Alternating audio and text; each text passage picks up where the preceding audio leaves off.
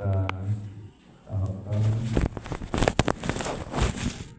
dan apa dulu masih ada dulu ada yang kajian ada ya? Oh di Aminah masih ada Bani Haidil bukan Nyanyi Aminah. iya. Ada di rumah pengajian. Bani Haidil Ustaz Bakti masih ada? Beliau tidak Lagi ya? Sakit itu ya? Ya, sudah diganti ya. Dan nanti dilaporkan aja. Masih ada 50-an muridnya? 60 lebih. Alhamdulillah lebih. Ustaz saya masih 5 Ustaznya? Masih 5. Oke.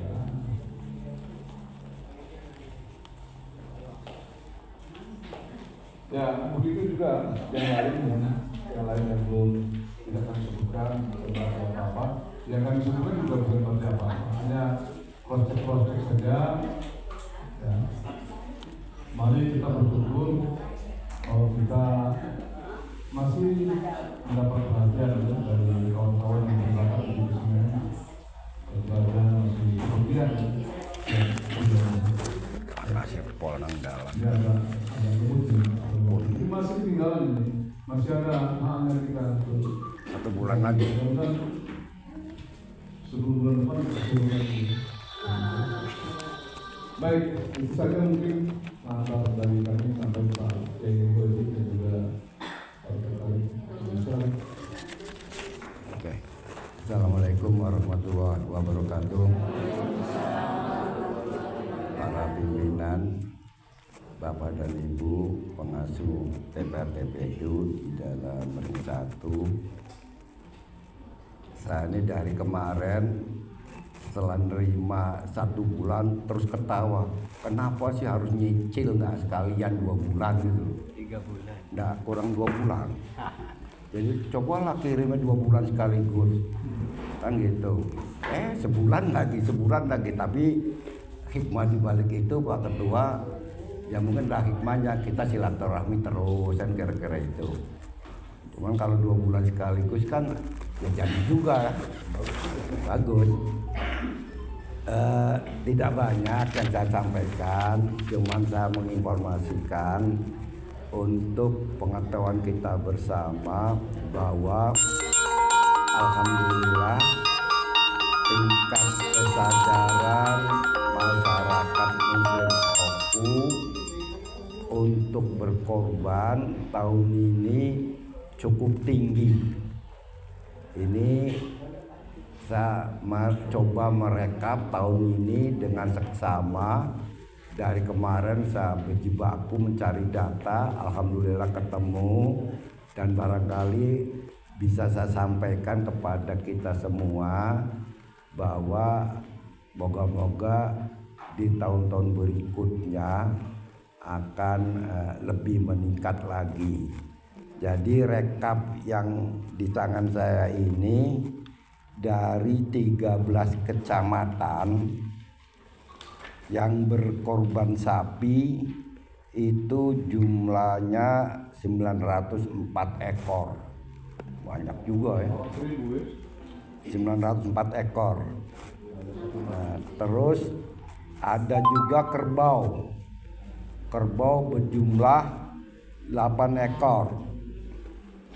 Kemudian sapi.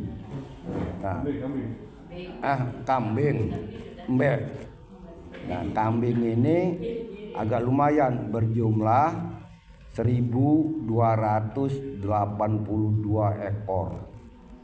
Nah, ranking tingkat kesadaran ya barangkali Pak Ketua sesuai dengan jumlah penduduk yang paling banyak per kecamatan ya tentu Batu Raja Timur. Batu Raja Timur itu korban sapinya 332, korban kambingnya 378 ekor. Nah, kemudian kalau yang ranking paling bawah ya sesuailah dengan jumlah penduduk barangkali, yaitu Kecamatan Ulu Ogan 5 ekor sapi dan 22 kambing. Nah ini Bapak dan Ibu sekalian, kalau saya ngira-ngira kan ngitung-ngitung, kalau harga sapi 20 juta baik kan kalau 15 nggak ada lagi ya Mas Bagus harga sapi. Ada tapi masih anak-anakan. Iya. Jadi kalau harganya per ekor 20 juta, kemudian harga kerbau diperkirakan 25 juta, kemudian diperkirakan harga kambing per ekor 2 juta, karena kalau kambing 1,5 juta tuh kambing kecil. Ya makanya kita kira-kira 2 juta. Ini saya hitung-hitungan jumlah duitnya cukup lumayan nih Mas Bagus. Jadi 22 miliar 644 juta. Wah, kalau diberikan cendol banjir. Jadi termasuk juga kemarin saat Idul Fitri saya coba merekap bagaimana tingkat kesadaran masyarakat Oku yang muslim untuk berzakat fitrah, tapi belum bisa terangkum seluruhnya. Kalaupun itu bisa, ini bisa jadi indeks untuk Pak Bupati, Pak Wakil kan. Oh ini loh, tapi ini insya Allah melalui Pak Ketua tolong sampaikan dengan Pak Bupati. Nah ini loh, masyarakat Oku muslim ternyata cukup lumayan berkorbannya. Barangkali itu, dan berharap sebelum melihat kalau di Minanga tadi saya dapat laporan itu sapi 9, kambing 5 Pak Ketua.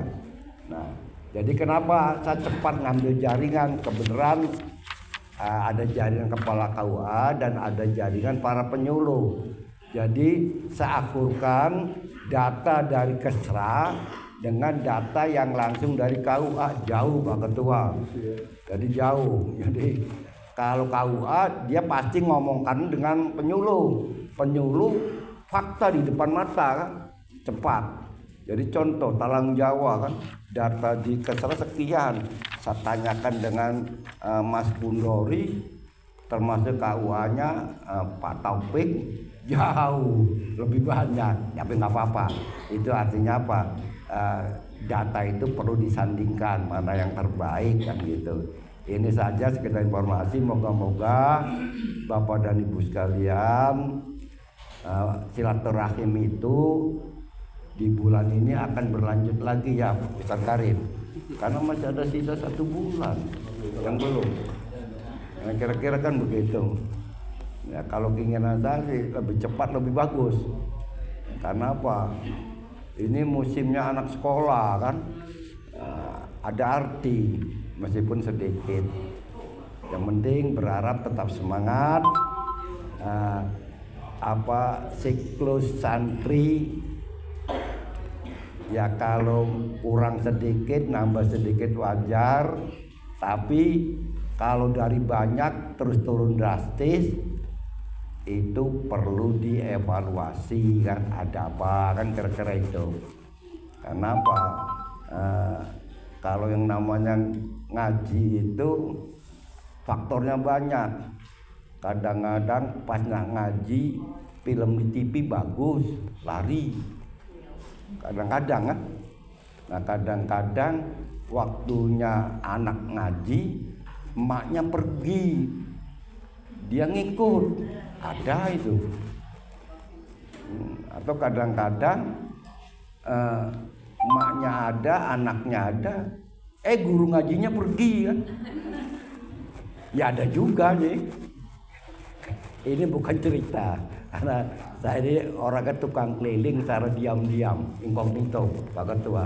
Tapi sekedar pengalaman ini ya nggak apa-apa kan, pemicu untuk dievaluasi. Ada itu. Jadi ngapa ngaji? Bu gurunya ngate Pak, ustadzanya kemana? Entah. Jawaban tanya kuat nian sampai lehernya keluar itu Mas Bagus. Entah.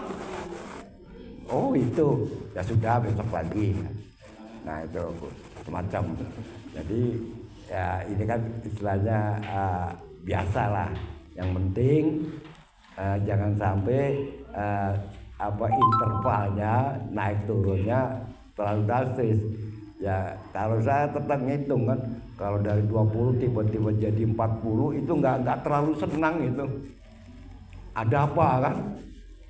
Gitu. Begitu juga dari 40 jadi 10 juga nggak terlalu senang. Karena ada apa kan? Ini sebagai contoh Pak Ketua, saya ini orang kebon kan. Kalau misalkan minggu ini dapat 2 pikul, tiba-tiba minggu depan dapat 3 pikul setengah, bukan gembira, bukan senang. Itu bahaya. Jangan-jangan batang balamnya di trail kan? Nah, kalau di trail 6 bulan selesai. Sekian puluh tahun kita nanam mati selamanya. Diolesi. Jadi dioles, dirangsang, kira-kira itu. Begitu juga dengan jumlah santri ya. Itu saja karena kalau menurut Ustaz Gufron ada istilah makin cepat makin gabut iwak sepat. Nah, kira-kira itu kan.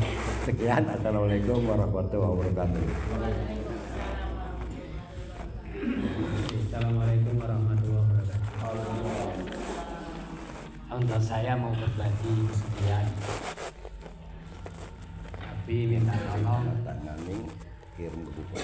karena Gunung Jadi Pak, tidak ada lebih tinggi, tidak ada lebih rendah. Kalau mau dibuat satu tingkat lagi naik nanti jadi misal tidak, tapi nggak layak disebut begitu. Kita sama, hanya tingkatan lembaga yang kemudian membuat beda. Kami di guru ngaji juga, jadi maraton kami rapat untuk menyikapi yang lagi viral, sehingga terakhir jam 9 sampai jam 11.30 tadi kami baru selesai rapat tertutup dengan Pak Kakan dan semua yang berada itu di absen, terutama yang sudah punya izin operasional atau istilah lain IJOP. Satu yang perlu diklarifikasi adalah begini, jangan ada penyebutan pondok pesantren legal dan ilegal, tidak ada istilah itu. Pondok pesantren yang sudah punya izin operasional dan yang belum tidak boleh disebut Ilegal. legal atau ilegal. nggak boleh. Jangan dulu tanpa izin jalan. Karena yang mempertanyakan justru Pak Kapolres. Pak Kakan, kalau pondok belum punya izin itu apakah bisa disebut ilegal? Oh, tidak bisa. Karena pondok itu tumbuh dari masyarakat. Nah, untuk mengajukan izin itu nggak mudah. Apalagi sekarang ini sudah dikonvensikan pusat. Kanwil dan Kakan Kemenakbin itu hanya diberi tugas survei saja.